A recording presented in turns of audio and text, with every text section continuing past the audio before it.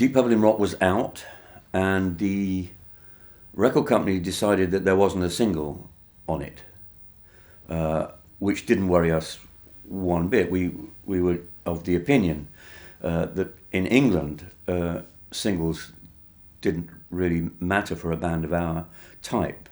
Whether we were right or wrong, I don't know, but that's just the stance that we took. Maybe a little self-consciously, maybe a little, no, we don't do singles, man, But the record company insisted, and so we were trundled into a studio in Queensway and told to write one.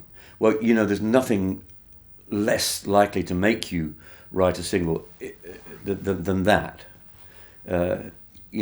Do it. You've got 4 hours. So we went through all sorts of bits and pieces, found a couple of little odd ideas, but nothing that floated our boat particularly. So we did what all proper rock bands do, is we went to the pub. And the drink of the day, I believe, was Scotch and Coke. So we had a few of those. Weaved our way rather uncertainly back into the studio and grinned at each other for a while.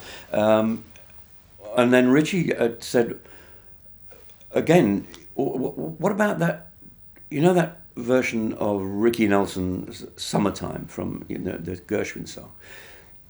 And we went, yeah. He said, well, there's a little riff under there, which but it just went around and around. So we kind of played it around and around, and it got very quickly very boring. One of us, who knows who, came up with the idea of putting a turnaround in it.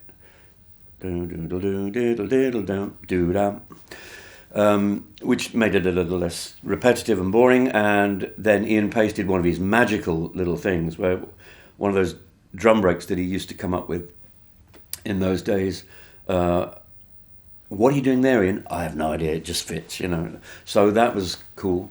Suddenly we had a sort of a structure.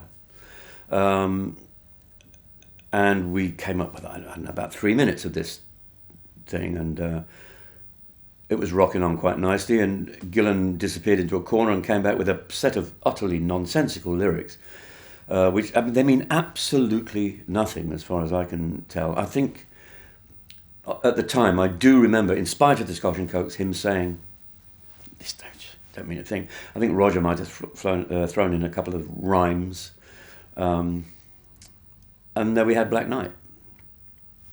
Spelling is important there. We never knew whether it was N-I-G-H-T or K-N-I-G-H-T.